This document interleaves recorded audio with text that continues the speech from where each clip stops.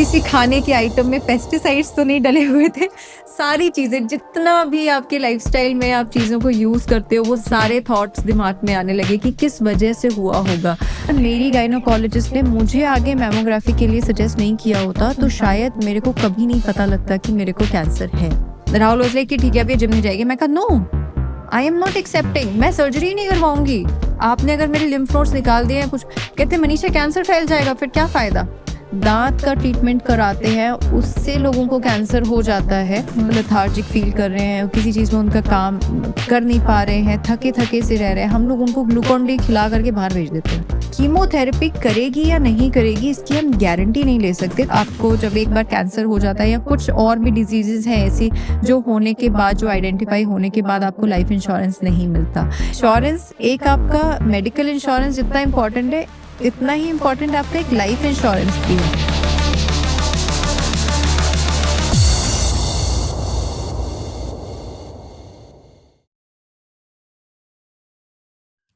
नमस्कार, मैं हूँ रितिका। आज मैं अपने फॉक्सी पॉडकास्ट में एक ऐसी स्पेशल गेस्ट को लेकर आई हूँ जिन्होंने एक बीमारी जिसको हम कैंसर कहते हैं उसको हराया और एक बहुत स्ट्रॉन्गली वे में उस बीमारी से बाहर आई। आज की मेरी गेस्ट का नाम है मनीषा जी। मनीषा जी, बहुत बहुत स्वागत है आपका फॉक्सी पॉडकास्ट में। Thank you. मनीषा जी, मैं चाहती हूँ आप अपना इंट्रोडक्शन खुद दें, बहुत अच्छे से दें, एंड आपका इस बीमारी के साथ कैसे आपका जर्नी रहा and when it got diagnosed, थोड़ा सा ब्रीफ बताएं आप please. Okay, so my name Manisha. मेरा इंट्रोडक्शन थोड़ा सा इस टाइप से मैं बोलना चाहूँगी कि मैं एक सिर्फ सर्वाइवर नहीं हूँ। सर्वाइवर के अलावा मैं एक मम्मी हूँ, मैं एक डॉटर हूँ, मैं एक वाइफ हूँ and I am a daughter in law also साथ में। इन सब रिलेशंस के साथ में कैंसर को डील करने के बाद मैंने अपनी जर्नी आफ्टर कैंसर, मैंने अपनी जर्नी फिटनेस को डेडिकेट करी पूरी तरीके से। मैं एक फिटनेस के अंदर इतना ज़्यादा घुस गई कि मैं आज एक वेलनेस एडवोकेट हूँ, जहाँ पे मैं लोगों को फिटनेस के बारे में बताती हूँ। कैंसर किस तरीके से आप फिटनेस के साथ अवॉइड कर सकते हो और उसको झेल सकते हो और बेटर तरीके से, वो बताती हूँ। लोगों से मिलके और किस तरीके से आप अपने ओवरऑल लाइफ़स्टाइल को चेंज कर सकते हो और खुद के लिए क्या-क्या कर सकते हो, उस बारे में बातें करती हूँ। और इसके अलावा घर पे जा करके लोगों को ट्रेन करती हूँ। जो लोग ये सोचते हैं कि हम जिम नहीं जा सकते, हमारे पास टाइम नहीं है, स्पेशली मदर्स या फिर जो जिनके छोटे बच्चे हैं लेकिन उनका वेट पुट ऑन हो रहा है किसी वजह से वो लोग दैट्स ओके। एक्सरसाइज नहीं कर पाते हैं, जी। लेकिन वो करना चाहते हैं, अपने लिए कुछ करना चाहते हैं। उन सभी के घर में जा करके मैं उनको एक्सरसाइज करवाती हूँ, उनका लाइफ़स्टाइल चेंज करती हूँ, उनसे वो पॉजिटिव बातें करती हूँ ताकि उन्हें लगे कि हाँ, वो अकेले नहीं है किसी भी फ़ील्ड के अंदर। कोई भी स्ट्रेस ऐसा नहीं है जो एक औरत को अकेले झेलना पड़ता है, पूरी फैमिली उसके साथ बिल्कुल होती है। बिल्कुल। तो ये सारी बातें मैं जा कर के लोगों से करती हूँ खुद प्रोएक्टिवली, और कोशिश करती हूँ कि लोगों को जितना खुश रख सकूँ, जितना हेल्दी मैं अपनी तरफ से कर सकती हूँ लोगों को, वो मैं करने की कोशिश करती हूँ। दैट्स वेरी नाइस इनिशिएटिव जो आपने लिया। मनीषा जी, आपका कैंसर किस टाइप का था and when it got diagnose, कब आपको पता चला? और ऑब्वियसली क्वेश्चन बहुत अटपटा है, बहुत शॉकिंग है, बट देन फिर भी मैं पूछना चाहती हूँ कि आपकी फैमिली ने उसको कैसे लिया, आपने कैसे लिया? मुझे ब्रेस्ट कैंसर स्टेज 2 हुआ था, और ये कैंसर जब डायग्नोस हुआ था, जब हमें पहली बार पता लगा कि ये कैंसर है, जी। उसके जस्ट पहले 1-2 छोटे-छोटे इंसिडेंसेस हुए थे जो मैं आपको बताना चाहूँगी। जी। मैं बहुत रिगorously जिम कर रही थी। मैं अपने वेट का ध्यान रख रही थी, मैं अपनी डाइट का ध्यान रख रही थी, और शायद इस दौरान ही मुझे ऐसे ही लगा कि क्योंकि मैं इतना ध्यान अपना रख ही रही हूँ, तो एक जो एक हर औरत को लगता है और वो स्किप करती है, गायनोकोलॉजी का विज़िट। जी। दैट मुझे ये तकलीफ हो रही है और चलो छोड़ो, कोई बात नहीं, थोड़ी और बढ़ने दो या खुद ही चली जाएगी, कोई गांठ हो रही है, कुछ हो रही है, इस टाइप की जी। बहुत सारी गायनोकोलॉजिकल बातें होती हैं जो हम लोग इग्नोर करते हैं या अपने तक ही रखते हैं। मेरे केस में ऐसा बिल्कुल नहीं था, और मेरी गायनोकोलॉजिस्ट मुझे बहुत अच्छे से जानती थी, उन्होंने दोनों मेरे बच्चे नॉर्मल डिलीवर किए थे। ओके। सो दे न्यू उनको मुझे वो मुझे बहुत अच्छे से जानती थी। जी। सो उनके पास जाने का हमने अचानक से ऐसे ही एक प्लान बनाया कि चलो ऑफिस से छुट्टी लेते हैं और उनसे विजिट करके आते हैं, देखते हैं कि क्या चल रहा है, बॉडी में सब ठीक है कि नहीं है। जी। जस्ट एक नॉर्मल थॉट और सिर्फ अपने फिटनेस को ध्यान में रखते हुए कि सब ठीक है कि नहीं, ये चेकअप कराने के लिए जाते हैं। और यू वोंट बिलीव, उस दिन मुझे आज भी याद है, अप्रैल एंड का कुछ डेट था। मैं सुबह जिम गई, बच्चों को स्कूल छोड़ा, जिम गई, जिम के बाद मैं अपने आप ड्राइव करके दिल्ली तक गई डॉक्टर से मिलने के लिए। अच्छा। एंड वहां जाकर के हम लोग ने बहुत गप्पे मारी, कितने दिन बाद मिले हैं, कोरोना के फेज में कोई जा नहीं जी, पा रहा था जी, किसी से बिल्कुल। मिलने। तो उसके बाद मेरा उनके साथ पहला इंटरेक्शन था। एंड उन्होंने मेरा सारा चेकअप करा और बोला कि चलो सारी, अब आप आए हो तो मैं अच्छे से चेकअप करूंगी, तो लेटो, हम ये भी देख लेते हैं, ये भी देख लेते हैं। जी। पेप्समियर आपने कब कराया था, एक टेस्ट होता है फॉर चेकिंग सर्विकल कैंसर के लिए। ओके। और बहुत सारी चीजें होती है, तो उन्होंने एक साथ में ब्रेस्ट एग्जामिनेशन भी करा और उसमें उनको एक लंप मेरी ब्रेस्ट में फील हुआ। ओके। तो मुझे लगा कि वो एक हड्डी है। ओके। मुझे लंप लगा भी नहीं था वो। जब उन्होंने, इनफैक्ट मुझे पता ही नहीं था कि मेरे अंदर कोई लंप है। जब उन्होंने मुझे खुद टच करवाया कि मनीषा नहीं तो देख, यहाँ पे कुछ है, I can feel it and I am sure you can also feel. अब मुझे ये बताओ आपको पेन हो रहा है कि नहीं हो रहा? मैंने कहा नहीं, मुझे कुछ फीलिंग नहीं आ रही, मुझे तो लगा था कि ये हड्डी है, क्योंकि मैंने वेट लॉस किया है तो करेक्ट। हड्डियां निकल जाती है नॉर्मली करेक्ट, लोगों करेक्ट। की, तो बिल्कुल शायद सही। ये वो चीज है।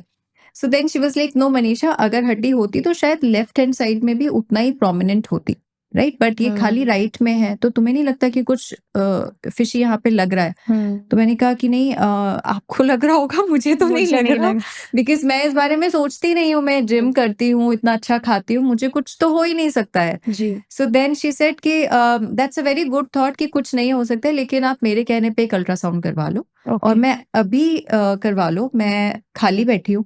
अल्ट्रासाउंड वाली डॉक्टर्स जो हैं वो भी अभी लंच से होकर के आए हैं, अभी कोई पेशेंट्स लाइनअप नहीं है, आप अभी करवाओ और मेरी अभी उनसे बात कराओ। एंड आई वाज लाइक, आप इतना अर्जेंसी क्यों दिखा रहे हो? मतलब मुझे कुछ हुआ है क्या? आपको कुछ लग रहा है क्या?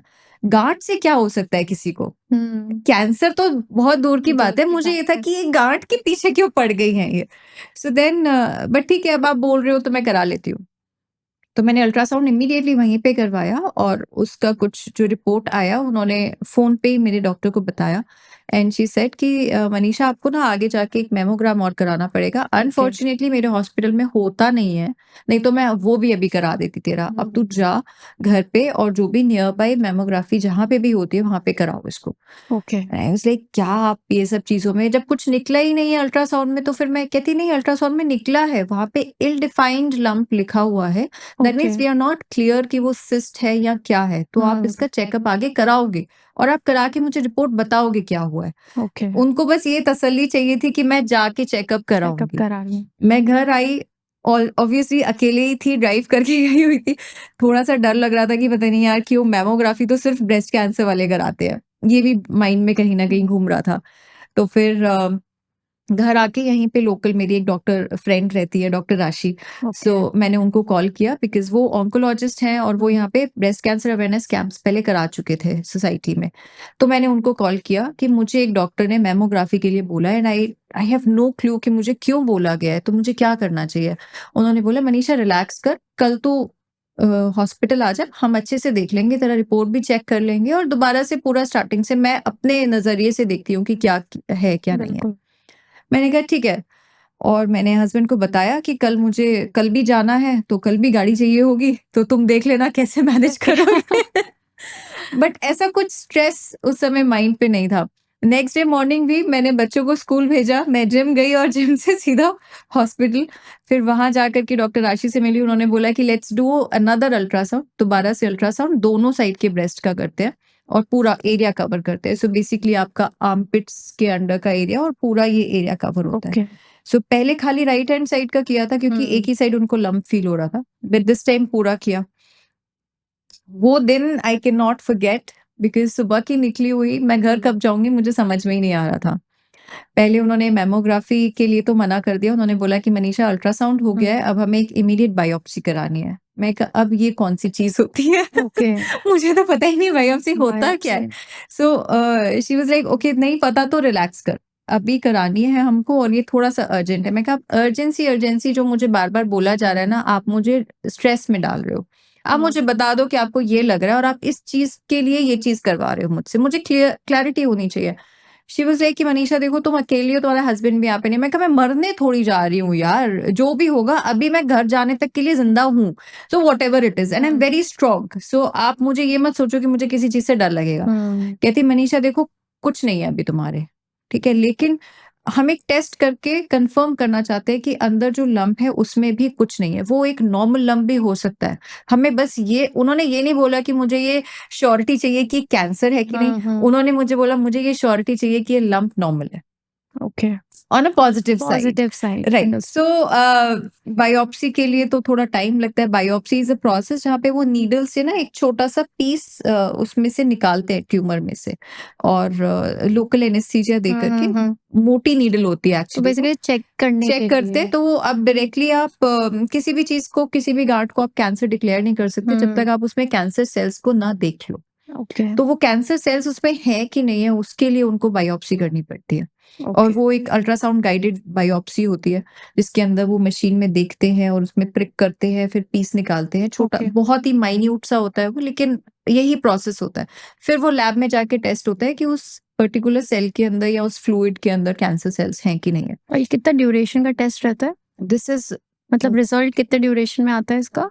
मतलब मेरा शाम को 6 बजे हुआ था और शायद 9 बजे तक रिपोर्ट आ गई थी। Okay, so easy. That sounds easy. उस बिकॉज तरीके वही से हो तो जाता हाँ है इतना कि कुछ मुश्किल नहीं लग रहा हाँ, था। लेकिन अब हुआ ये कि मैं अकेली आई हुई थी वहां पर और फिर बच्चे स्कूल से हैं उनको लेने के लिए जाना है, हस्बैंड भी नहीं है साथ में। तो पहले हमने सोचा कि हस्बैंड को बुला लेते टेस्ट करा करके फिर बच्चों को लेने चले जाएंगे। फिर टाइम ऐसा हो रहा था कि नहीं पहले जा करके बच्चों को घर पे ड्रॉप करते फिर तसल्ली से आकर के अपना बायोप्सी वगैरह करा लेंगे। So that is what we also decided.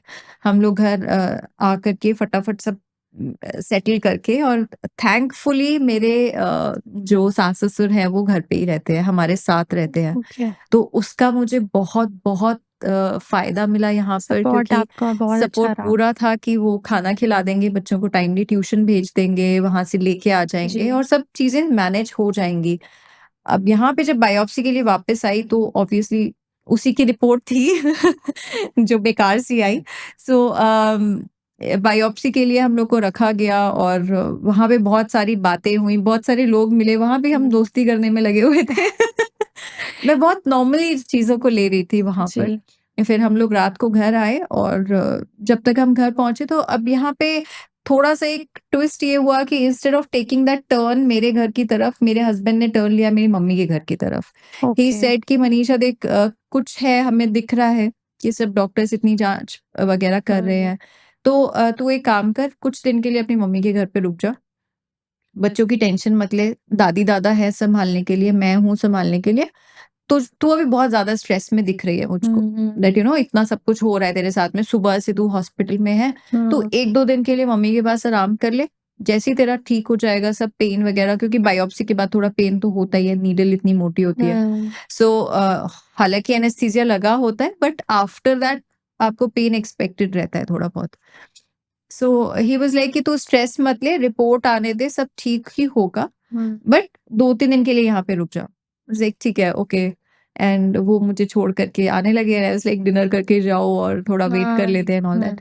पता नहीं क्यों राहुल को ऐसा लगा कि आज रात वो मेरे साथ वहीं पे ही रुक जाते हैं और वो घर नहीं जाएंगे। एज लाइक बच्चों को मम्मी पापा देख लेंगे, इतनी टेंशन की कोई बात नहीं है।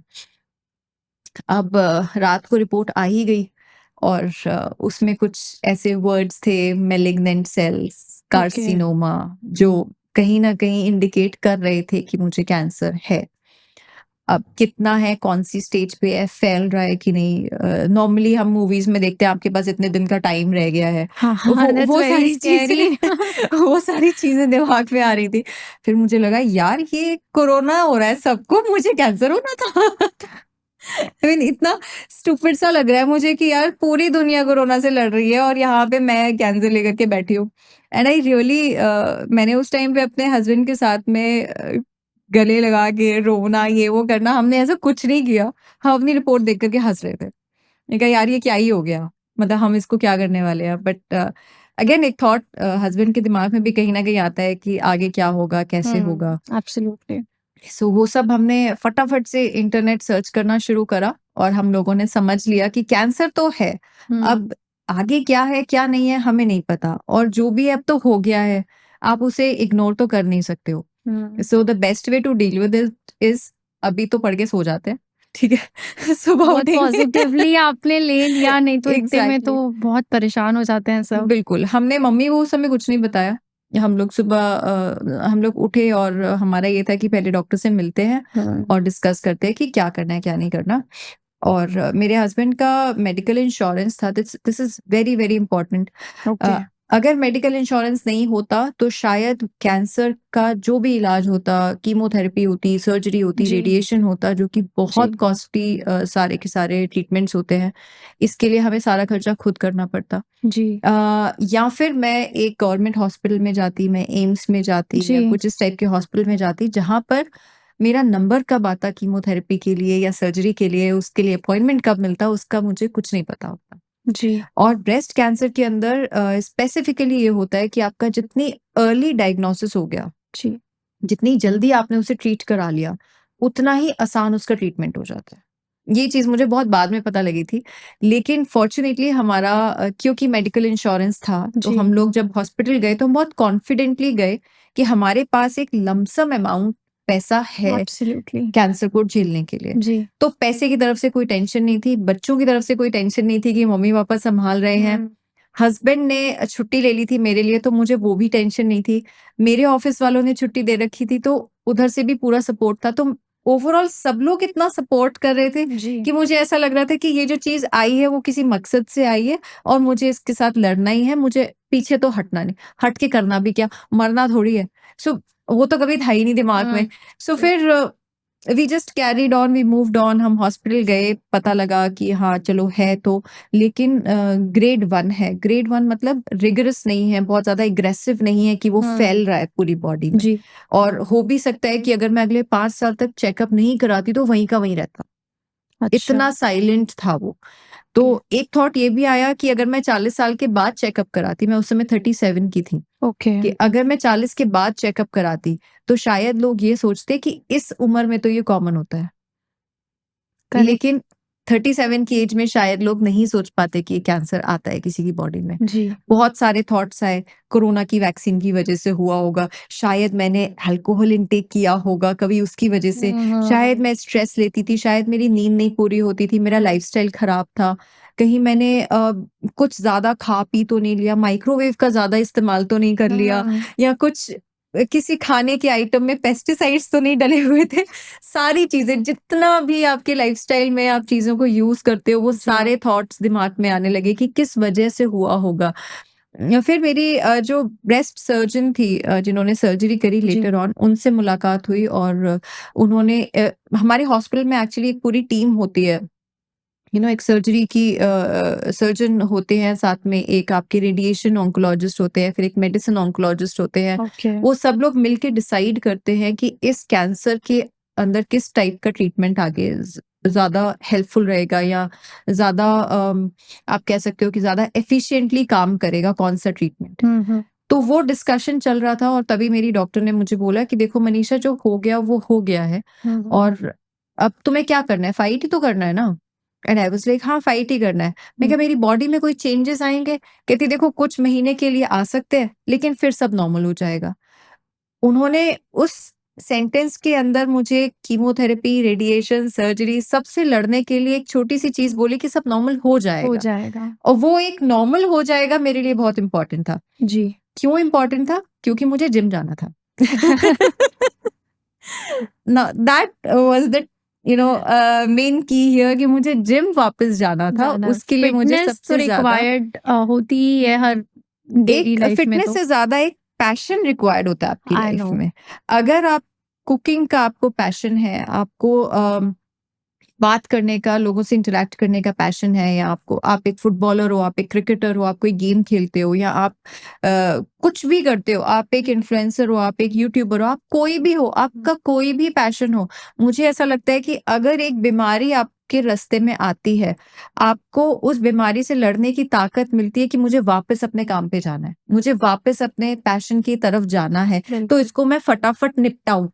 अगर एक दिन पहले आपको मैं अभी recently we went for a bike rally also. Okay. तो बाइकर्स के साथ में क्या होता है, अगर एक दिन पहले आपको फीवर हो जाए, आप फटाफट पैरासिटामोल खाओगे क्योंकि नेक्स्ट डे आपको बाइक राइड पे जाना ही है। आपका साइक्लिंग का इवेंट है, अगर एक दिन पहले आप बीमार हो गए, आप कुछ भी करोगे ठीक होने के लिए क्योंकि आप वो इवेंट नहीं मिस कर सकते हो। जी। आई थिंक वो एक पैशन की रिक्वायरमेंट आपकी लाइफ में बहुत इंपॉर्टेंट होती है, और मेरे लिए उस समय फिटनेस एक पैशन था।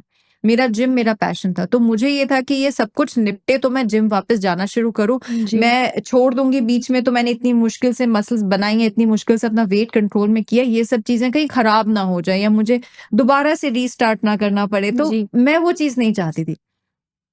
And that's how we started. तो डॉक्टर ने फिर ट्रीटमेंट प्लान बताया कि सबसे पहले तो आपकी विदिन अ फ्यू डेज हमें आपकी सर्जरी करनी होगी, और उसके बाद कीमोथेरेपी होगी, फिर रेडिएशन होगा, और इन सभी के अंदर बहुत खर्चा होता है। प्लस इन सभी के अंदर बहुत सारे इम्पैक्ट्स होते हैं जो आपके बॉडी के अंदर चेंजेस लेकर के आते हैं। सर्जरी के बाद आप कुछ दिन तक ऑब्वियसली मूव भी नहीं कर पाते हो। एक मेजर सर्जरी होती है आपकी बॉडी जी। के अंदर, कट लगता है, एक रिमूवल होता है कैंसर का। रेडिएशन में आपको रेडिएशन तो आपको पता ही है, रेज आपकी बॉडी में जाते हैं तो वो जी। एरिया बर्न हो सकता है।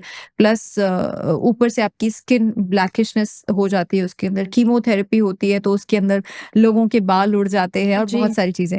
ये सारी चीजें मैं आपको एक्सट्रीम बता रही हूँ, मेरे साथ ऐसा कुछ नहीं हुआ था। ओके। यस मेरे साथ, मेरा इसीलिए थोड़ा सा डिफरेंट है, मेरे जी। साथ ये कुछ नहीं हुआ।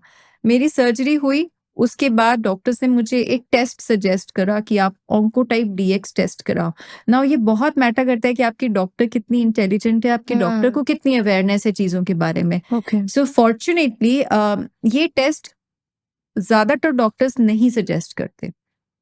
कैंसर का एक ट्रीटमेंट प्लान होता है जिसमें ये 3 चीज़ें तो आती ही हैं। सर्जरी चाहे बाद में हो जाए, चाहे पहले हो जाए, जी। कीमोथेरेपी चाहे पहले हो, चाहे बाद में हो, रेडिएशन चाहे बाद में हो, चाहे पहले हो। हो सकता है कि रेडिएशन और कीमोथेरेपी से ही आप कैंसर को किल कर दो, जी। वो जिस लोकेशन पे, सर्जरी की ज़रूरत ही ना पड़े। तो इन तीनों का कुछ कॉम्बिनेशन बना करके ही ट्रीटमेंट होता है, लेकिन तीनों चीज़ें होती हैं। सर्जरी कई केसेज़ में नहीं होती, लेकिन कीमोथेरेपी और रेडिएशन के बिना कैंसर का ट्रीटमेंट आपने कभी सुना नहीं होगा। कीमोथेरेपी तो सुना ही होगा कि बाल उड़ कीमो जाते हैं, वो तो सबसे कॉमन है।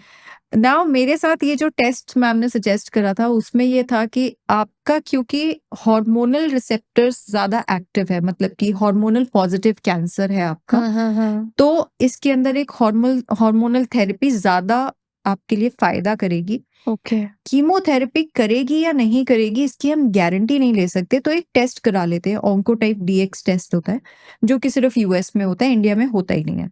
अच्छा। सो अगेन उस टेस्ट का प्राइस भी महंगा होता है, 3 सवा 3 लाख रुपए का टेस्ट होता है। ओके। उसकी रिपोर्ट आती है 20 दिन में, 21 दिन में कुछ, क्योंकि सैंपल यूएस जाता है, फिर वहां से टेस्ट की रिपोर्ट आती है। लेकिन अगर उस टेस्ट में आपका स्कोर 100 में से 25 से कम आया, जी। तो कीमो का असर आपके ऊपर इतना नहीं होगा जितना बाकी मेडिसिन का हो सकता है, तो आप शायद कीमोथेरेपी से बच सकते हैं। अच्छा। अब ये हर टाइप के कैंसर में नहीं होता, ये ब्रेस्ट कैंसर में, हार्मोनल पॉजिटिव कैंसर में डॉक्टर सजेस्ट करते हैं, वो भी अगर हार्मोन के नंबर्स एक पर्टिकुलर रेंज में आते हैं तो। ओके। मेरे केस में वो उस रेंज में थे, तो डॉक्टर्स ने मुझे ये टेस्ट सजेस्ट करा। अब मेरी सर्जरी होने वाली थी, प्लस ये टेस्ट एक प्लान्ड था, तो उन्होंने एक आइडिया दिया था कि सर्जरी के बाद हम शायद ये टेस्ट आपका करवाएंगे, आपको सजेस्ट करेंगे, जी। डिपेंडिंग अपॉन आपका क्या डिटेल्स, मतलब क्या निकल के आता है ट्यूमर टेस्टिंग के बाद एंड ऑल। नाउ सर्जरी के कुछ दिन बचे थे, यहाँ से मेरी मेन स्टोरी स्टार्ट होती है।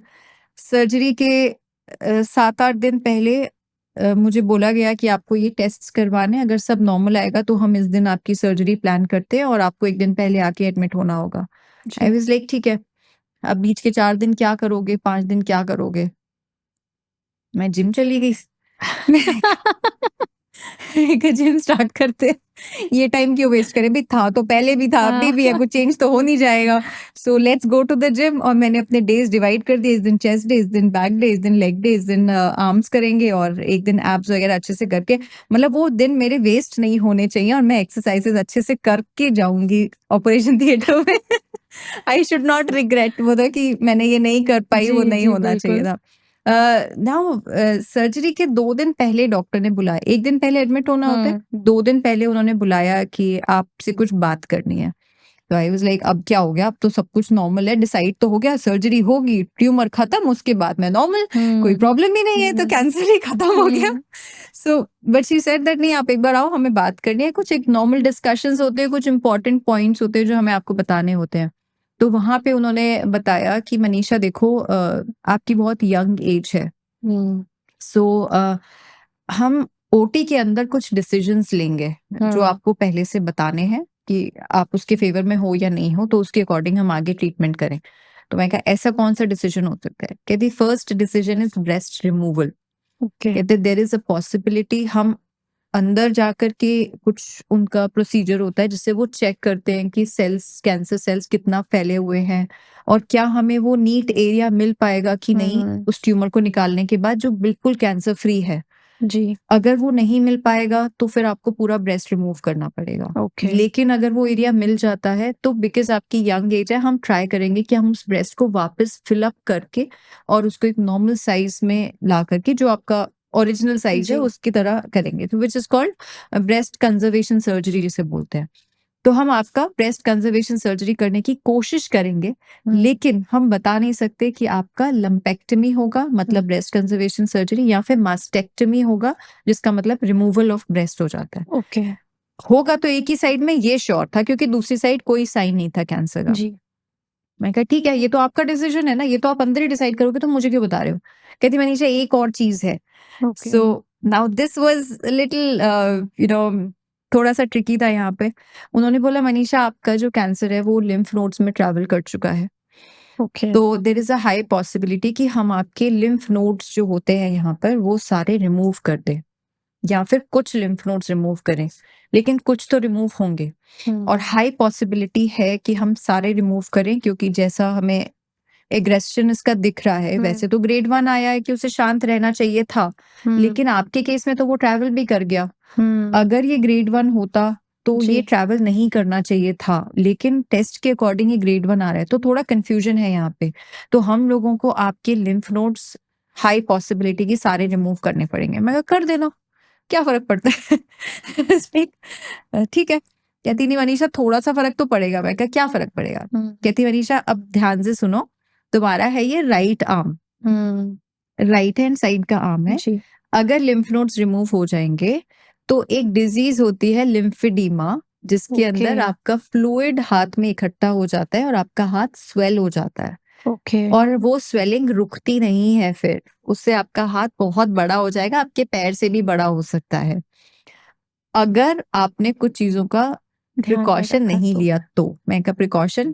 कहते हैं आप कभी भी ब्लड टेस्ट या नीडल इस हाथ में नहीं लगवाओगे। ओके। आपको कोई भी कीड़ा या मस्कीटो बाइट इस हाथ में होगा तो आपको उसको जल्दी से जल्दी ठीक करना होगा, नहीं तो फ्लूइड उसमें भी बनता है। मैं कहा ठीक है ये तो नॉर्मल है, मैं कर लूँगी। आप बीपी टेस्ट नहीं करवाओगे यहाँ से इस हाथ से। मैं कहा ठीक है ये भी नॉर्मल है। कहती मनीषा आप 5 किलो से ज़्यादा वेट लाइफ में कभी उठा नहीं सकते। I was like okay now ये नॉर्मल नहीं है। मैं तो ऑलरेडी इतना जिम करती मैं कहा हूँ। मैं जिम जाती हूँ यार, मेरे पास फ्लूइड का उससे क्या लेना देना, वो तो मसल का लेना देना है ना उससे सारा। आपके अंदर ताकत है तो आप उठा सकते हो, मसल की स्ट्रेंथ है तो आप उठा सकते हो। कहती नहीं मनीषा जैसे ही आप वेट उठाते हो ना जी। तो आपके फ्लूइड और ज्यादा जनरेट होता है, और अगर फ्लूइड ज्यादा जनरेट होगा उसके पास फ्लूइड को ड्रेन होने के लिए अगर लिम्फ नोड्स मिलेंगे ही नहीं तो आपका हाथ स्वेल होता रहेगा, और ओके। एक बार आपको लिम्फेडिमा हो गया उसका कोई इलाज नहीं होता है। तो ये नॉन क्योरेबल था। It's a non curable disease, right. It has stages, धीरे धीरे वो बढ़ता है। शुरुआत में तो आप उसको ड्रेन कर लेते हो, मतलब आप उसको कुछ एक प्रोसीजर होता है मैनुअल ड्रेनेज बोलते जी। हैं, तो आप ड्रेन करके अपना फ्लूइड निकाल लेते हो। फिर अलग-अलग स्टेजेस में होता है, लेकिन अगर 4th स्टेज में पहुँच गया, अगर आपने ज़्यादा वेट उठाया, आपने अपने हाथ का ध्यान नहीं रखा या इन्फेक्शन हो गया उस हाथ के अंदर, तो फिर हम कुछ नहीं कर पाएँगे। तो प्रिकॉशनरी हम अपने पेशेंट्स को ये सजेस्ट करते हैं कि 5 kilo is the limit, 5 kilo से ज़्यादा आप नहीं उठाओगे। अब बाकी सब चीज़ मैंने झेल ली थी, मुझे ये नहीं बर्दाश्त हुआ। मुझे नहीं समझ में आया कि मैं ऑलरेडी इतना उठाती हूँ, मैं कैसे 5 किलो पे रुक जाऊँ आकर के। जी। तो फिर शी सेड, "मनीषा देखो, इसका कोई तोड़ नहीं है, कोई इलाज नहीं है, तो प्लीज़ एक्सेप्ट कर लो इस चीज़ को।" मैं कहा, "मैंने कैंसर एक्सेप्ट नहीं करा है, मैं इसको कैसे एक्सेप्ट कर लूँगी?" मैं कहा, "मेरे लिए कैंसर कुछ नहीं है, तो मेरे लिए लिम्फेडिमा कैसे इतनी बड़ी चीज़ हो जाएगी? जी। So think about it." तो फिर उन्होंने बोला कि मनीषा देखो, अपनी बॉडी के साथ खिलवाड़ करने वाली बात है, आप ये सब रिस्क मत लो। मैंने कहा, नहीं, मैं रिस्क नहीं ले रही हूँ, और मैं शायद आज यहाँ पे ना बहुत सारे उन लोगों के लिए भी खड़ी हुई हूँ जिनको लिम्फेडिमा हुआ है कैंसर के बाद में। मैं कहा, एक चीज़ का इलाज करने के लिए मैं दूसरी डिज़ीज़ अपनी बॉडी में लेकर के बैठ जाऊँ। मैं कहा, मैं ये एक्सेप्ट नहीं कर पा रही हूँ, और मैं ये तो बिल्कुल एक्सेप्ट नहीं कर पा रही हूँ कि मैं जिम नहीं जाऊँगी और वेट नहीं उठा पाऊँगी। तो मुझे इसका आप कुछ ना कुछ तो तोड़ दो। उन्होंने मुझे समझाया, सब कुछ हुआ, बहुत रोना-धोना किया मैंने यहाँ पे, और मैंने गुस्से में उनको पता नहीं क्या-क्या बोल दिया डॉक्टर को। डॉक्टर को। राहुल, मेरे हस्बैंड कहते हैं कि मनीषा प्लीज़, कल उन्होंने ऑपरेट करना है तुझे। तो ऐसे मत, मैंने कहा नहीं यार, तो उनको भी, डॉक्टर को भी शायद समझ में आ रहा था समझ कि जैसे लोग कैंसर का नाम सुन के रोते हैं, मैं जी। शायद लिम्फेडिमा का नाम सुन के रो रही थी, और शायद मैं वो 5 किलो से ज़्यादा वज़न वाली बात सुन के रो रही थी। तो कहती, मेरे लिए ये नॉर्मल है राहुल, बट आपको मनीषा को समझाना पड़ेगा कि जिम में लोहा होता है, लोहे से कट लग सकता है, बहुत सारी चीज़ें होती हैं, मैं ये रिस्क नहीं लेना चाहती, आप इसको जिम नहीं जाने दोगे। सो राहुल वाज़ लाइक कि ठीक है, अब ये जिम नहीं जाएगी। मैं कहा, no, I am not accepting, मैं सर्जरी नहीं करवाऊँगी। आपने अगर मेरे लिम्फ नोड्स निकाल दिए हैं कुछ, कहते हैं मनीषा कैंसर फैल जाएगा, फिर क्या फ़ायदा? सो मुझे वहाँ पे समझ ही नहीं आ रहा था कि मैं क्या करूँ? फिर मेरी डॉक्टर ने ही कहीं न कहीं सजेस्ट किया, कहती मनीषा देखो, मैं कहा कोई तो होता होगा ना जो कैंसर के बाद जिम जाता होगा। पूरी दुनिया में कोई तो बंदा होगा। अगर कोई बॉडी बिल्डर है, उसको कैंसर हो जाए, क्या वो बॉडी बिल्डिंग छोड़ देगा? भई जिम तो जाएगा ना वापस। तो कहती जाते हैं। मैं कहा बस यही तो सुनना था। कहती मनीषा तुम जा सकती हो, लेकिन तुम लिफ्ट नहीं करोगी। मैंने कहा कुछ तो तरीका होता होगा ना इस चीज़ को ओवरकम करने के लिए। हर चीज़ का जुगाड़ होता है, हर चीज़ का कोई ना कोई तोड़ होता है, तो इसका भी होगा। कहती मनीषा ग्रेडेड लिफ्टिंग होती है, बट मैं तुम्हें सजेस्ट अभी नहीं करूँगी। उसके लिए बहुत मैच्योर डिसीजंस चाहिए, बहुत सुपरविज़न चाहिए और बहुत चीज़ें चाहिए, और इतनी आसानी से आप वो नहीं कर पाओगे। मैंने कहा मैम आपने ना मुझे एक सॉल्यूशन दे दिया है। अब आपको मेरे साथ कल जो करना है आप कर लेना। मुझे कोई टेंशन नहीं है। So that's where it started कि अब मेरा मकसद कैंसर से लड़ना नहीं था, मेरा मकसद था जिम वापस जाना और वेट लिफ्टिंग करना। मैं उनको जी। बोल के, मैं इतनी खुश थी उस टाइम पे जब उन्होंने बोला कि आप कर सकते हो। मैंने उनको बोला एक दिन मैं चिन अप्स मारूँगी, मैं पुल अप्स करूँगी, मैं पुश अप्स करूँगी, और तो और मैं आपको भी उठाऊँगी। तो कहती मनीषा तू ना ये सब कर लेना, ठीक है? तू अभी जा, आराम कर, कल तेरे को एडमिट होना है, एंड वी विल सी। अब मेरा ऑपरेशन हुआ, और जब मैं ओटी से बाहर निकली तो मुझे बोला गया था कि सवा घंटे का, 1.5 घंटे का ऑपरेशन होगा। जी। मैं 8.5 घंटे के बाद बाहर निकली ओटी से। अच्छा। एंड आई वाज़ लाइक पता नहीं इतना टाइम लग गया, क्या इन्होंने किया होगा मेरे साथ में। घड़ी देखी तो 4 बज रहे शाम के, और सुबह 8 बजे की मैं एडमिट थी। सो सबसे पहले हाथ उठा करके कोशिश करी चेक करने की, ओके यहाँ तो है सब। तो मतलब मास्टेक्टमी तो नहीं हुई है, इन्होंने मेरा ब्रेस्ट सेव कर लिया है। कर लिया है। फिर दूसरा हाथ उठा के देखा तो उठा ही नहीं मुझसे हाथ। उन्होंने जो यहाँ पे कट लगाया हुआ था उसकी वजह से मेरे हाथ में अभी फिलहाल तो ऑलरेडी स्वेलिंग इतनी थी, प्लस मेरा हाथ उठ ही नहीं रहा था। जैम था वो, इतना भारी लग रहा था, मुझसे उठाया ही नहीं जा रहा था। एंड मैं जैसे ही वापस ओटी से गई तो मैंने बोला कि मैम ये क्या कर दिया आपने मेरे हाथ के साथ? कहती मैंने तुम्हें बताया था ना, अब उठाना है ना तुम्हें, वेट उठाना है ना, वेट उठाने से पहले आज अपना हाथ उठाओगी तुम। मैं ओके। कहा, तो मेरा जो कैंसर का वो ट्रीटमेंट था ना, वो किसी और ही डायरेक्शन में चल रहा था, वो वेट लिफ्टिंग के डायरेक्शन में चल रहा जी। था। सो देन वहाँ पे फिर उन्होंने फिजियोथेरेपिस्ट को बुलाया, सब सब लोग थे मेरे साथ में खड़े हुए, और उन्होंने बोला कि मनीषा ट्राई करो, तुम्हें आज अपना हाथ उठाना है। 2 चीज़ों की वजह से, एक we want to see you confident कि आप ये काम आगे करोगे। तुम्हें वेट उठाना है तो तुम्हें अपने हाथ को फ्लेक्सिबल करना है डे 1 से। मैं कहा सर्जरी हुई है, आज से कर लूँ? गुस्सा भी आ रहा था, रोना भी आ रहा था, दर्द भी हो रहा था, बहुत कुछ हो रहा था। बट उन्होंने मेरा हाथ पकड़ा और दोनों हाथ पकड़ के उठाने की कोशिश करी। मैं इससे ज़्यादा हाथ उठा ही नहीं पाई। इससे ऊपर उठ ही नहीं रहा था, यहाँ पे इतना सब कुछ दर्द और पता नहीं क्या-क्या चल रहा था, इतनी जलन हो रही थी बॉडी में और बहुत, बहुत ज़्यादा पेन हो रहा था मुझे और मुझसे कुछ नहीं हो रहा था और मुझे लगा कि यार मैं कैसे जिम जाऊँगी? मैं उस टाइम भी आपको यही सोचती कि मैं जिम कैसे मैं जाऊँगी? जिम कैसे जाऊँगी? और मुझे लगता है वो ही एक थॉट था जिसकी वजह से मैं ये सब चीज़ें झेल पाई। अगर मैं कैंसर के बारे में सोच रही होती, जी, तो मैं रिलैक्स हो जाती, कैंसर खत्म हो गया, कर लो यार जो करना है, नहीं उठ रहा कोई बात नहीं यार, कल उठ जाएगा हाथ। जी। यही थॉट आता है ना? लेकिन क्योंकि मेरे थॉट में ये था कि मुझे जिम जाना है, मुझे वेट उठाना है, इसलिए मैं उस दिन रो भी रही थी और मैं कोशिश कर रही थी कि मैं अपना हाथ उठा लूँ। नहीं तो मैं नहीं करती वो कोशिश। और फिर धीरे-धीरे डेली मेरी फिज़ियोथेरेपी हुई, डेली मेरा हाथ उठाने की कोशिश हुई, मैं घर पे जाके हाथ उठाती थी। कुछ दिन बाद मेरे स्टिचेज़ का रिमूवल हुआ, मेरे स्टिचेज़ खुल भी गए थे क्योंकि मैंने हाथ उठा लिया ओके। था ज़्यादा। तो वो कुछ फ्लूइड भी लीक आउट हो गया था, फिर दोबारा से स्टिचेज़ लगे, फिर दोबारा मैंने ट्राई किया, मैंने कहा अब स्टिचेज़ लग गए, अब दोबारा उठा के देखती हूँ ये वाले तो नहीं खुल रहे। सो मैं वो दर्द सारा झेल रही थी लेकिन मुझे सिर्फ़ और सिर्फ़ दिमाग में एक चीज़ थी कि मुझे जिम जाना है, मुझे वेट उठाना है और 5 किलो वाली जो बात है ना मैम की वो जी। मुझे रॉन्ग प्रूव करनी है किसी भी तरीके से। मुझे नहीं पता दुनिया क्या सोच रही है, मुझे नहीं पता लोग क्या सोच रहे हैं, मुझे नहीं पता कौन क्या सोच रहा है, क्या होगा। इन सब बीच में मेरे हस्बैंड ने मेरे बच्चों को दादा-दादी के पास रोका हुआ था। मैं अपनी मम्मी के घर में थी, तो मेरे पास कोई सोचने के लिए कुछ और काम ही नहीं था सिवाय जिम के।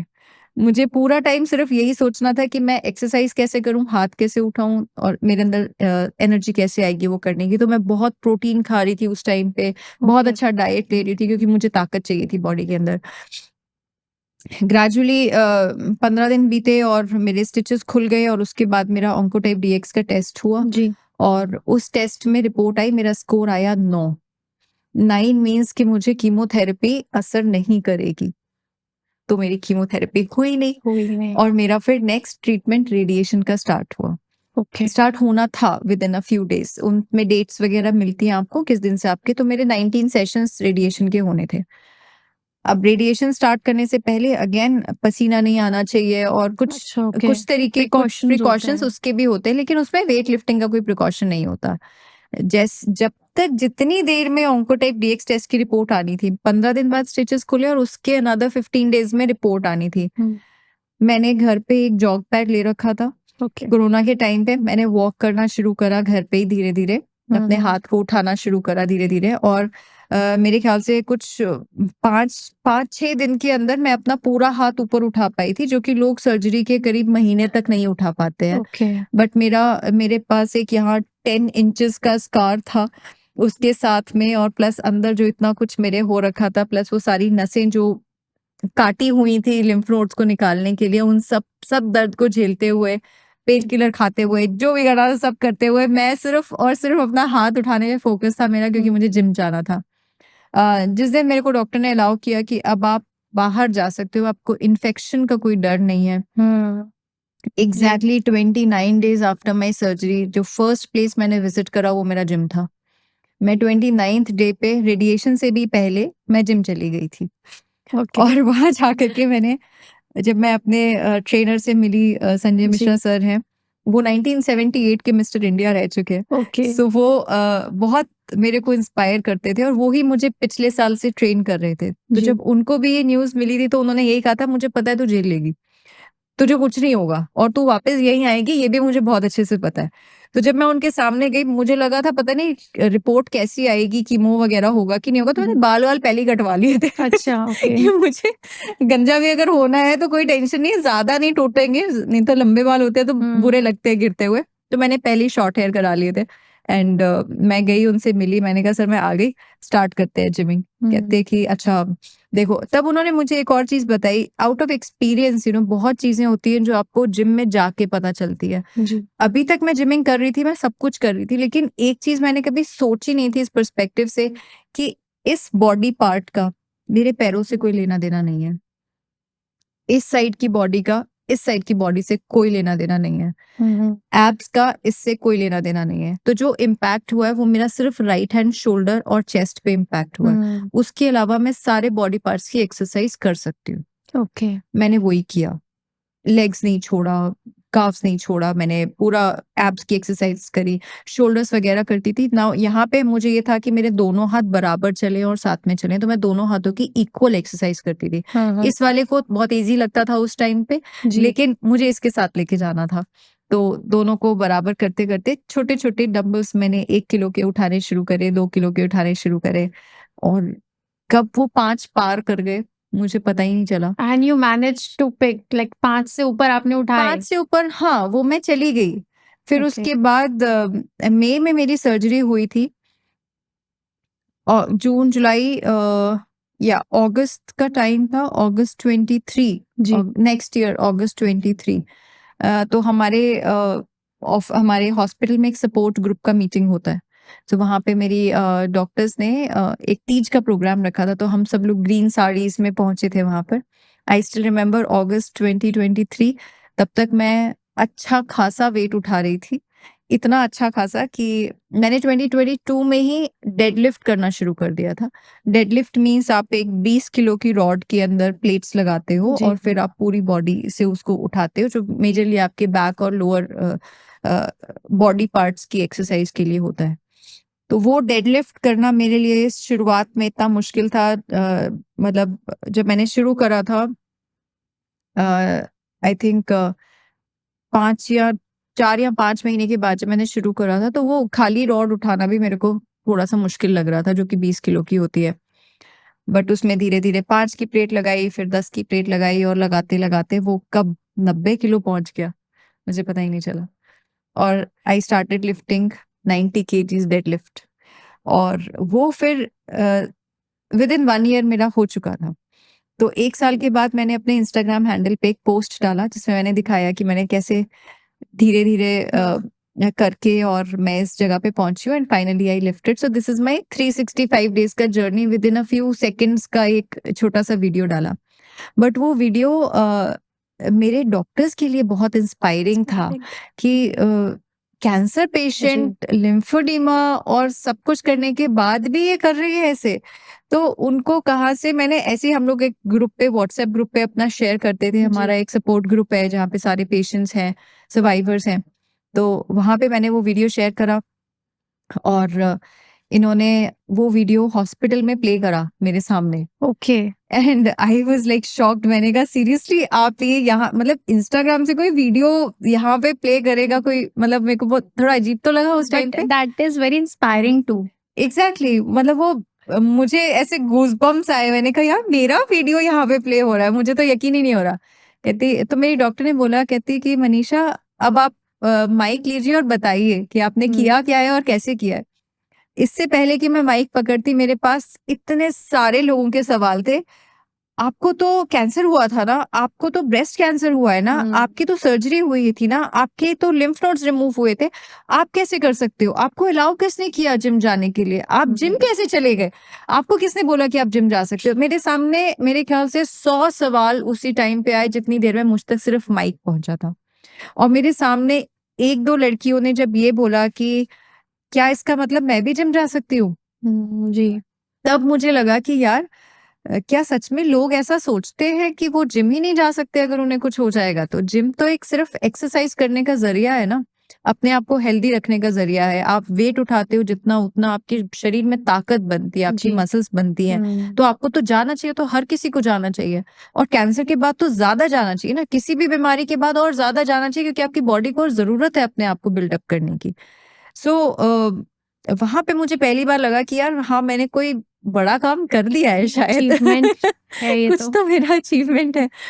फिर उसके बाद ये सब कुछ चल रहा था, और मतलब मई की बात है, 1 साल तो हो ही गया था जब ये सपोर्ट मीटिंग हुई। फिर उसके बाद जो मैं तीज वाला बता रही थी आपको, अगस्त में हमारे सपोर्ट ग्रुप की एक मीटिंग हुई, जहाँ पे डॉक्टर सारे आए हुए थे और हम सबको ग्रीन पहन के जाना था। वहां पे मेरी डॉक्टर ने मुझे बोला, वही ब्रेस्ट सर्जन जो जिनको मैंने बहुत उस दिन गुस्सा किया था, मुझे कहती 90 किलो उठाया था ना तूने, मैं तो सिर्फ 69 हूँ, सोच ले।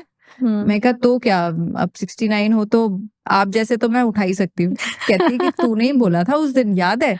मैं कहा आपको याद है मैंने क्या बोला था? कहती मैं ना वो पूरा दिन आज तक भुला नहीं पाई हूँ, जो जो तो मुझे बोल के गई थी कि तू चिन अप करेगी, तू पुल अप्स मारेगी, पुशअप्स करेगी और तू ये सब तू मुझे उठाएगी।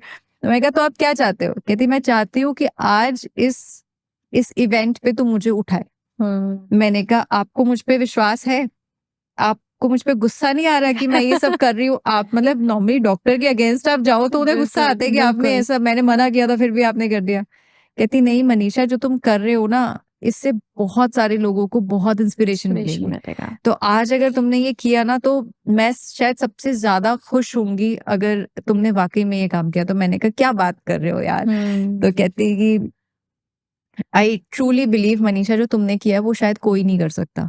और मैंने इतने पेशेंट्स को ट्रीट किया है, मेरे सामने इतने लोग आए हैं जिनका अलग अलग टाइप का ब्रेस्ट कैंसर सर्जरी हुआ है, लेकिन आज तक किसी ने जिम जाने की हिम्मत नहीं दिखाई जिस तरीके से तुमने दिखाई है, स्पेशली लिम्फेडिमा के केस में।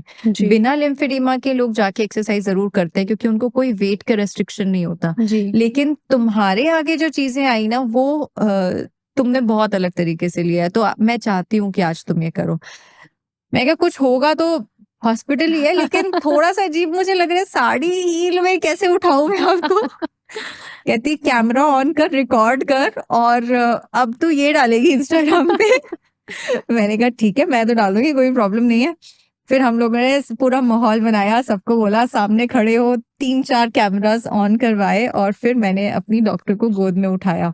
और जैसे ही मैंने उनको गोद में उठाया, वो जो क्राउड जो बोला, जो जो लोगों ने हुटिंग करी वहां पर, और शायद 50-60 ही लोग होंगे, लेकिन उन लोगों के अंदर, हर एक बंदे के अंदर, क्योंकि वो सारे ही कैंसर से लड़ रहे थे, जो लोग वहां पे थे, डॉक्टर्स थे और कैंसर सर्वाइवर्स थे, वो सभी लोगों को ऐसा लगा कि मनीषा आज तूने हमें बता दिया कि कैंसर के आगे भी बहुत लाइफ होती है, और कैंसर आपको रोकता नहीं कभी कुछ करने से। कैंसर इनफैक्ट आपको एक और जरिया देता है कुछ और आगे करने का। कैंसर आपको एक नई दुनिया दिखाता है ऑल टुगेदर, और वो सारी चीजें हमें तेरे को आज देख करके समझ में आ रही है। सो इतने ओल्ड एज की लेडीज थी वहां पर, इतने यंग लोग थे, उन सब ने आ करके स्पेशली मेरे साथ अलग अलग फोटोग्राफ खिंचवाई। कहती तू ना अब फेमस होने वाली है। और अब तो कुछ करके मानेगी, और हमें भूल मत जाना। नहीं कहा यार कैसी बातें कर रहे हो, क्या आप लोग नहीं करते? मतलब सीरियसली, क्या आप लोग अपनी खुद की लाइफ के साथ ऐसा करते होगे कि आपको कुछ हो जाए और आप लेके बैठ जाओ और आप वापस अपनी चीजों को शुरुआत ना करो? मैं कहा अगर आपके भगवान ना करे, अगर किसी के हस्बैंड को कैंसर हो जाता है, तो वो यही तो सोचता है ना कि घर कैसे चलेगा, मैं वापस जॉब पे कब जाऊंगा, मैं कब पैसे कमाऊंगा। तो वो कोशिश करता है ना ठीक होकर के वापस जाने की। तो वही तो मैंने भी किया, मैंने ठीक होके वापस जाने की कोशिश ही तो करी है। तो कहते नहीं यार, ये नहीं करता कोई। आई थिंक वो ये जो आपका ड्राइविंग फोर्स था, दैट वाज जिम। एग्जैक्टली, वो जिम था, वो फिटनेस थी, और वो शायद वो जो रेस्ट्रिक्शन था, वो जो एक बच्चे को आप मना कर देते हो ना कि नहीं आप ये नहीं करोगे बिल्कुल भी, तो वो कहता है नहीं अब तो मैं यही करूंगा। वो वाला एक बचपना उस टाइम पे मेरे अंदर था जो मुझे ड्राइव कर रहा था। लेकिन इन सब के पीछे मेडिकल इंश्योरेंस ने बहुत बड़ा रोल प्ले करा, मेरी फैमिली सपोर्ट ने बहुत बड़ा रोल प्ले किया, मेरे हस्बैंड ने बहुत बड़ा रोल प्ले किया, जो उन्होंने मुझे इतने कम टाइम में ड्राइव करके, ड्राइविंग में अगेन आपका राइट हैंड यूज होता है, स्टीयरिंग व्हील आपको संभालना पड़ता है, वो करके उन्होंने मुझे अलाउ किया कि नहीं तुम अकेले जिम जाओ। वो भी एक बहुत बड़ी बात थी। तो आई थिंक पूरा का पूरा सपोर्ट जो होता है, प्लस आपके जो डॉक्टर्स हैं, वो किसी भी स्टेप पे आपको मना नहीं कर रहे हैं, वो हर स्टेप पे आपके हर एक माइलस्टोन के साथ में आपकी खुशी के अंदर शामिल हो रहे हैं। तो आई थिंक ये एक आदमी का खेल नहीं है, ये आपके पूरी सराउंडिंग्स, आपके सारे लोग इकट्ठे मिलके करते हैं। इसी बीच जिस सोसाइटी में मैं रहती हूँ, वहां पे मेरे बच्चे जिस ट्यूटर के पास जाते थे, मैं हमेशा उनका नाम लेती हूँ, और उनको कभी भी लगता नहीं कि उन्होंने बहुत बड़ा काम करा है, लेकिन उन्होंने मुझे बस एक चीज बोली थी कि मैम आप अपना ध्यान रखो, बच्चों का सारा हॉलीडे, क्योंकि मई का टाइम था जी, छुट्टियां आने वाली थी, हॉलिडे होमवर्क मैं करा दूँगी और इनकी एग्ज़ाम्स की तैयारी मैं करा दूँगी। मैंने कहा बस ये 2-4 छोटी-छोटी चीज़ें ना आपकी लाइफ़ में इतना मैटर करती है ना, कि कोई बंदा आके आपको बस ये बोल दे कि तुम अपना ध्यान रखो, ये मैं सँभाल लूँगा। और वो ये करके जो छोटी-छोटी 4-5 चीज़ें थी, बच्चे सँभल गए, घर का खाना सँभल गया, काम वाली देख रही है घर को अच्छे से क्योंकि उन्हें पता है कि भाभी को कुछ हुआ है। और आपके इन-लॉज़ देख रहे हैं बच्चों को, आपके मेरे सपोर्ट के लिए मेरी मम्मी है जो फुल टाइम मेरे साथ है, मेरा खाना, मेरा पीना सब कुछ देख रही हैं वो। जिम में एक सर हैं जो डेडिकेटेडली मेरे साथ में खड़े हुए हैं। जिम वालों ने कभी मना नहीं करा मुझे कि नहीं आपको ये हुआ है तो आप नहीं आ सकते हो जिम में। उन्होंने बोला कि नहीं मैम आपको देख कर के तो हमारे हमारे जिम में इतने लोग आते हैं। जिम में इतने सारे लोग ऐसे थे जो ओवरवेट थे जो मुझे कहते हैं कि मनीषा मैम आपको देख के हमें लगता है कि जब हम सुबह उठते हैं और इंस्टाग्राम पे एक आपका वीडियो देख लेते हैं और हम जिम के लिए तैयार हो जाते हैं कि जब मनीषा मैम रोज कर सकती है तो फिर हम क्यों नहीं आ सकते जिम पे। तो आई थिंक इस तरीके से धीरे धीरे करके एक अवेयरनेस फैलती चली गई, जो एक कुछ मेरे एंड से फैली और कुछ लोगों के अंदर आई कि हाँ एक तो आपको जिम जाना ही है अपने आप को हेल्दी रखने के लिए, प्लस आपको कैंसर हो जाए या कोई भी बीमारी हो जाए, अगर आप जिम जाते हो तो आप अपने आप को फिट रख सकते हो। खाली घर पे एक्सरसाइज करने से नहीं होता, आपका रूटीन नहीं बनता है। जब तक आप घर से बाहर नहीं निकलते हो, आप नहीं जाते हो, कहीं स्टेप आउट करते हो। अब आपको पता है आप बाहर आ गए हो, अब आप यहाँ बैठ गए हो तो अब आपको एक्सरसाइज करनी है ना, करके ही वापस घर जाओगे। घर पे आप सोचो कि नहीं मैं 1 घंटा निकाल लूँगी सुबह एक्सरसाइज करने का, तो वो 1 घंटा अभी ये करने के बाद, कभी वो करने के बाद और वो करते-करते आपका दिन निकल जाता है, आप नहीं निकाल पाते हो। सो आई थिंक फिटनेस ने एक बहुत इम्पोर्टेंट रोल प्ले किया। अब यही सब कुछ चल रहा था और बीच में फिर जब ये तीज वाला इंसिडेंस हुआ तो मुझे सब लोगों ने इतना बोला कि मनीषा तुम खुद के लिए कर रही हो, बाकी लोगों के लिए कुछ नहीं कर रही हो। मैं कहा मतलब क्या है आपका? इतना कुछ करना कम है क्या? कहते नहीं आप क्यों नहीं आप लोगों को भी ट्रेन करना शुरू करो। एज़ और इन फॉर आपको जिमिंग या मतलब मेंटली आपको स्ट्रॉन्ग करने के सब लिए? चीज़ों के लिए। ओके। तो मैंने कहा मतलब मुझे समझ ही नहीं आया, तो मेरे पास एक एनजीओ ने अप्रोच किया, कहते मनीषा आपको ना उन लोगों को काउंसल करना चाहिए जो, और काउंसलिंग के लिए आपको कुछ और नहीं करना, आपको सिर्फ अपनी स्टोरी किसी के साथ डिस्कस करनी है। उसी से लोगों को समझ में आ जाएगा कि उनको लाइफ में क्या करना है। जी। उनको कहाँ वापस जाना है। फिर किसी ने मुझे बोला कि मनीषा आप फिटनेस ट्रेनिंग क्यों नहीं देते हो? आप लोगों को एक्सरसाइज क्यों नहीं कराते हो? आप बेसिक तो करा ही सकते हो। तो वो भी स्टार्ट कर सकते हो जी। आप। फिर उसके बाद उन्होंने बोला कि मनीषा आप इतने यंग होने के बाद आपने जिस तरीके से कैंसर को डील करा है, जी। तो क्यों ना आप अवेयरनेस कैंप्स में जाया करो और बात किया करो लोगों से। मैंने कहा यार ये सब तो मैं कर रही हूँ, लेकिन हाँ मैंने कभी उसे इतना प्रोफेशनली नहीं लिया कि मैं किसी के यहाँ जा करके या बोलूँ किसी को कि आप मुझे पे करो और फिर मैं आपको एक्सरसाइज करूँ। जी। मैंने उसे एज़ अ बिज़नेस नहीं कभी स्टार्ट करा है, या अगर मेरे पास कोई हेल्प के लिए आता है तो मैं उसे गाइड करती हूँ। तो कहते हैं तो वहाँ मुझे समझ में आया कि दिक्कत सारी यहीं पे है। जब आपको फ्री में कोई चीज़ मिल जाती है ना, तो आप वो उसका यूटिलाइज़ेशन नहीं करते हो। एंड उसी दिन मैंने डिसाइड करा कि मैं एज़ अ फिटनेस ट्रेनर भी काम करूँगी और मैं ओके। लोगों को एक्सरसाइज कराऊँगी। और मेरे सामने इतनी सारी लेडीज़ आई फिर, जिनको शायद बॉडी में कुछ भी ठीक नहीं था।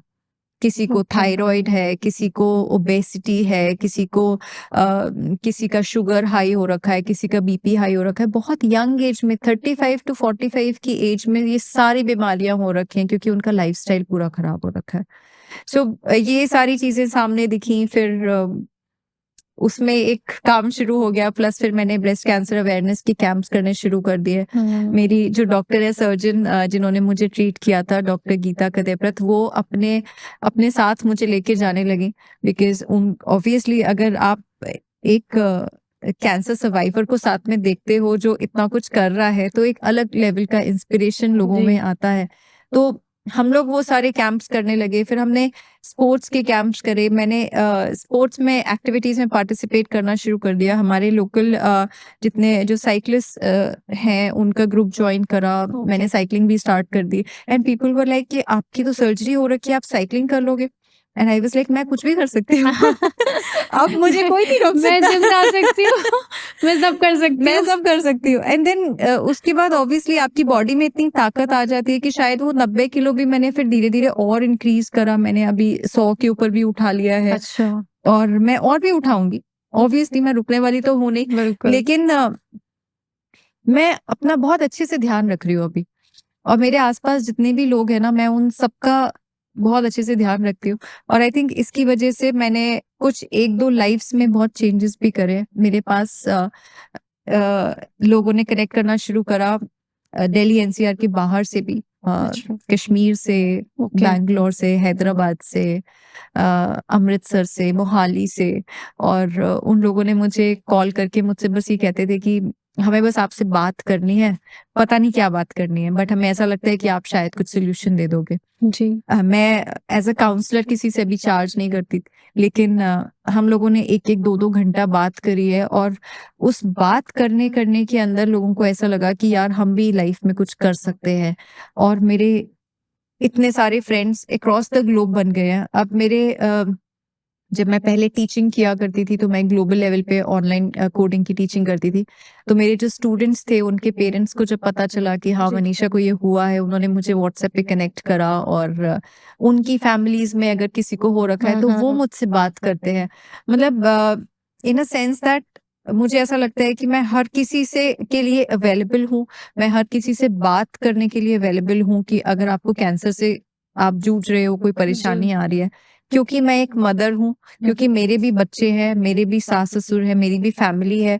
मैं उन सब चीज़ों को साथ में लेके कुछ कर रही हूँ। और बहुत सी ब्रेस्ट कैंसर ऑब्वियस सी बात है, जब आप एक लेडी हो, एक फीमेल हो तो आप ज़्यादा प्रोन हो ब्रेस्ट कैंसर बिल्कुल, के, बिल्कुल। Specially mothers. तो फिर केसेस भी सारे ऐसे ही आते हैं। तो मेरे पास जो लोग आते हैं, जो मुझसे बात करते हैं, वो भी जी। ज़्यादातर वही होते हैं जो मदर्स हैं, जिनको पूछना है कि आप बच्चों को आपने कैसे मैनेज किया, पेरेंट्स को आपने कैसे मैनेज किया, आप उस टाइम पे क्या करते थे? सबको मेरी स्टोरी कहीं न कहीं मालूम है। इंस्टाग्राम से, ब्लॉगिंग से जी। सबको पता है, लेकिन जब वो बात करते हैं ना, तब उनके अंदर एक अलग टाइप का एक इंस्पिरेशन वो आता है। कनेक्ट अलग तरीके का होता है बिकॉज़ एग्ज़ैक्टली। आपका सबसे पहले आपका जो पूरा जर्नी में मुझे जो लगता है ना सबसे बड़ी चीज़ थी आपकी mental stability. Hmm. And it is so inspiring Manisha, it is really, really so inspiring. मैं आपको बता नहीं सकती, अगर आपने मेंटली अपने आप को छोड़ दिया होता, आई वोंट से कि जिम, लेकिन जिम से भी पहले आपका मेंटल स्टेबिलिटी, आपने उसको जिस तरह से एक्सेप्ट किया, acceptance was there, then looking forward to something else कि मैं ये करूँगी, मैं ये करूँगी, नहीं अभी मेरे को कुछ नहीं हुआ, कुछ नहीं हुआ, कुछ नहीं हुआ। एंड आई थिंक ये इतना बड़ा ड्राइविंग फोर्स है उन लोगों के लिए जो इस टाइम किसी भी तरीके के कैंसर से जूझ रहे हैं। And absolutely. मैं बस एक आखिरी क्वेश्चन आपसे और जानना चाहती हूँ, तो आपने मुझे सब बहुत अच्छे से बताया कि अभी कई लोग हैं जिनको सिर्फ ब्रेस्ट कैंसर भी नहीं है, और भी तरीके के कैंसर्स हैं, सर्वाइकल कैंसर है आपका, स्पाइनल कैंसर्स होते हैं, मतलब there are so many, so many. So many. उनके लिए एक टिप जो मेनली आप चाहते हो देना, तो वो मैं चाहूँगी आप अपने हमारे व्यूअर्स के साथ ज़रूर शेयर करें, ताकि अम, उनको भी एटलीस्ट वो 1 सेकंड का हौसला ज़रूर मिले, जहाँ पे या तो आप ब्रेक हो जाते हो या आप बन जाते हो। तो मैं चाहती हूँ आप एक अपना टिप ज़रूर बताएँ। मेरा एक लाइफ मंत्रा है जो मैंने हमेशा से फॉलो किया है। मैंने कहीं पे पढ़ा था और वो ही चीज़ है जो मैं हमेशा फॉलो करती हूँ। ये जो हमारी बॉडी है ना, वो कुछ भी कर सकती है, ऑलमोस्ट कुछ भी कर सकती है। आपका सिर्फ ये माइंड है जिसको आपको कन्विंस करना होता है। अगर आपने अपने माइंड को कन्विंस कर लिया, तो फिर आप कुछ भी कर सकते हो। फिर आपकी बॉडी आपको कभी कुछ करने से रोकेगी नहीं। That's the only thing. If your I would say your body can stand almost anything, it is your mind that you have to convince. That's very good saying, और ये बहुत अच्छी बात आपने बताई है, बहुत इंस्पिरेशनल बात बताई है। एंड अगर हमारे इस एपिसोड से किसी एक को भी इंस्पिरेशन मिल जाता है, तो मुझे लगता है कि आज का हमारा ये एपिसोड पूरा वर्थ इट है। Absolutely, I इसी think यही मेरा भी मकसद है। कैंसर होने का मतलब ये नहीं है कि लाइफ खत्म हो जाती है। हाँ, बिल्कुल। बहुत से कैंसर्स होते हैं जहाँ पे चीज़ें कंट्रोल में नहीं होती हैं, ठीक है? वहाँ पे जहाँ डॉक्टर्स एक्चुअली जवाब दे देते हैं या फिर जी। आप कुछ नहीं कर पाते, आपके हाथ में कुछ नहीं होता है। लेकिन अपनी बॉडी से अवेयर रहना बहुत ज़रूरी है। आपको अपनी बॉडी के बारे में जानना ज़रूरी है। अगर आपको कोई तकलीफ हो रही है, तो आप एक डॉक्टर को दिखाओ। आप ये मत सोचो कि वो डॉक्टर के पास जाएँगे तो वो हमें दवाई दे देगा। जी। इस चीज़ से डरो मत, लेकिन एटलीस्ट पता तो करो आपकी बॉडी में चल क्या रहा है। अगर आप उस चीज़ को इग्नोर करते रहोगे, अगर वो कोई भी छोटी-सी चीज़ है, वो आगे बढ़ के भी कैंसर हो सकती है, तो फिर आप उसको इतना नेग्लेक्ट मत करो। आपकी बॉडी के अंदर कोई भी चीज़ है जो आपको ठीक नहीं लग रही है, आप उसका चेकअप कराओ। अगर आपको एक जगह से संतुष्टि नहीं मिल रही है, आप उसका रीचेक करवाओ, आप दूसरे डॉक्टर के पास जाओ, सेकंड ओपिनियन जिसे हम कहते हैं, जी। आप वो लो। वो लेना बहुत ज़रूरी भी है। मैंने अपने साथ के कुछ ब्रेस्ट कैंसर सर्वाइवर्स के साथ ही ऐसा केस देखा है, जहाँ पे लोगों को ये नहीं पता होता कि हमें किस डॉक्टर के पास जाना है। अगर हमें कोई तकलीफ है तो हम किस डॉक्टर के पास जाएँ। तो एक ऑन्कोलॉजिस्ट एक वर्ड होता है जो कि आप के हर टाइप के कैंसर्स के साथ डील करते हैं। अगर आप एक ऑन्कोलॉजिस्ट के पास जाते हैं तो वो कैंसर पर्सपेक्टिव से आपकी बॉडी में जो भी दिक्कत आ रही है उसको देख सकते हो, आपको टेस्ट बता सकते हैं कि आप कौन-सा कर सकते हैं। अभी औरतों के साथ स्पेशली क्या होता है, क्योंकि मेरा ब्रेस्ट कैंसर है तो जी। इसलिए मैं ये बात बता रही हूँ, और मैं भी खुद भी, मेरी बॉडी में कोई तकलीफ होती थी तो मैं सबसे पहली चीज़ आप एक गायनोकोलॉजिस्ट के पास चले जाते हैं। बिल्कुल। अगर मेरी गायनोकोलॉजिस्ट ने मुझे आगे मैमोग्राफी के लिए सजेस्ट नहीं किया होता तो शायद मेरे को कभी नहीं पता लगता कि मेरे को कैंसर है। So gynaecologist is not the right person to go अगर आपके ब्रेस्ट कैंसर के चांसेस आपको लग रहे हैं तो, ठीक है? आप एक ऑन्कोलॉजिस्ट के पास जाओ। अगर आपको ब्रेस्ट में कुछ दिख रहा है तो आप एक ब्रेस्ट सर्जन के पास जाओ। अगर आपको हड्डियों में कोई तकलीफ दिख रही है, आप एक ऑर्थोपेडिक सर्जन के पास में जाओ। आप हर केस में गायनोकोलॉजिस्ट के पास एज अ वुमन नहीं जा सकते, करेक्ट। ठीक है? अगर आपकी गायनोकोलॉजिस्ट आपको कुछ भी बोल करके ये बोल रहे हैं कि नहीं ये ठीक हो जाएगा, मैं ये दवाई दे देती हूँ या वो दवाई दे देती हूँ, आप एक सेकेंड ओपिनियन ले लो ना। और मैं ये इसलिए बोल रही हूँ क्योंकि मैंने ऐसे केसेस देखे हैं जहाँ पे ब्रेस्ट में गांठ को एक अलग नजरिए से गायनोकोलॉजिकल पॉइंट ऑफ व्यू से देखा गया है, और वो छोटी सी गांठ एक बहुत बड़ा ट्यूमर बन जाती है। वो स्टेज 1 से स्टेज 4 तक पहुंच जाता है, जब पेशेंट को लगता है कि यार मैं तो गलत हाथों में हूँ, मुझे तो कहीं और जाना चाहिए था। जी। और फिर वो ब्रेस्ट सर्जन के पास जाते हैं। बहुत से लोग एक छोटी सी गांठ को होम्योपैथिक में लेकर के चले जाते हैं। बहुत से लोग एक छोटी सी गांठ को आयुर्वेद से ठीक करने की कोशिश करते हैं। आप पे जो सूट कर रहा है आप करो। बस आपको पता होना चाहिए कि आपके साथ हुआ क्या है। अगर आपको ये पता है कि ये गांठ है, ये किस चीज की गांठ है, ठीक है? अगर कोई ऐसी गांठ है जो एक टैबलेट खाने से फूट जाएगी और टूट जाएगी और जी। ठीक हो जाएगी तो आप कर लो। लेकिन आपको पता होना चाहिए कि वो गांठ किस चीज की है। अगर आप एक कैंसर की गांठ को एक सिस्ट समझ करके एक मेडिसिन खा रहे हो तो वो आपको असर नहीं करने वाला, और वो गांठ कहीं ना कहीं जाकर के आपको आगे बहुत बड़ा तकलीफ देने ही ट्यूमर वाली है। तकलीफ देने वाली है। ब्रेस्ट कैंसर में लोगों की के सर्वाइवल चांसेस बहुत ज़्यादा होते हैं अगर सही टाइम पे ट्रीटमेंट हो जाए तो। अर्ली डायग्नोसिस जिसे हम कहते हैं, अर्ली स्टेज पे अगर डिटेक्शन हो जाता है किसी भी कैंसर का, फॉर दैट मैटर मुंह का कैंसर आजकल इतना कॉमन है, वेरी कॉमन। तंबाकू वाला कैंसर जो Very लोगों को हो common. जाता है, दांत का ट्रीटमेंट कराते हैं उससे लोगों को कैंसर हो जाता है। उन्हें लगता है कि नहीं कोई गांठ बन गई है, लेकिन वो एक्चुअली कैंसर में कन्वर्ट हो जाता है। और दवाइयाँ एंटीबायोटिक खाए जा रहे हैं कि वो क्या हो रहा है क्या नहीं। दांत का ट्रीटमेंट कराया था उसकी एंटीबायोटिक खा रहे हैं। नो, प्लीज एक सर्जन को दिखाओ और आप टेस्ट करा लो क्या है, एक बायोप्सी करा लो, वो सेल्स देख करके चेक कर लेंगे कैंसर है या नहीं है। नहीं है तो फिर आप खाओ आपको जो खाना है, लेकिन अगर है तो आप कैंसर का प्रॉपर ट्रीटमेंट लो। जी। आप उस स्टेज पे मत पहुंचो कि आपको बहुत ही रिगरस सर्जरी पे जाना पड़े। कई बार ऐसा होता है कि आपका खाली रेडिएशन से, कीमोथेरेपी से भी आपका ट्रीटमेंट हो जाता है, सर्जरी नहीं करानी पड़ती। जी। लेकिन इस चीज को मेरे ख्याल से लोग खुद ही और ज्यादा बढ़ावा दे देते हैं।